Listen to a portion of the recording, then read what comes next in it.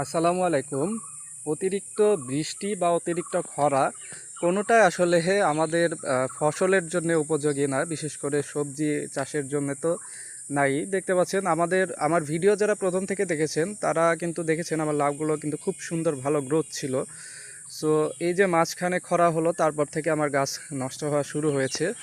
এবং এরপরে হচ্ছে অতিবৃষ্টি, লাগাতার প্রতিদিন বৃষ্টি হওয়ার কারণে, অতিরিক্ত বৃষ্টির কারণে দেখতে পাচ্ছেন আমার গাছগুলোর অবস্থা, গাছে কোনো গ্রোথ নাই। আমি অনেক চেষ্টা করতেছি, অনেক ধরনের কীটনাশক সার ইউজ করলাম, মাল্টিভিটামিন ইউজ করছি, সো তারপরেও কিন্তু তেমন কোনো গ্রোথ নাই।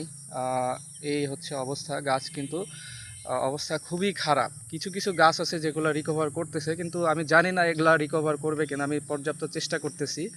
সো এই হচ্ছে প্রজেক্টের অবস্থা, দেখতে পাচ্ছেন। সো সবাই দোয়া করবেন যাতে গাছগুলো রিকভার করে, না হলে আসলে অনেক পরিশ্রম বৃথা যাবে।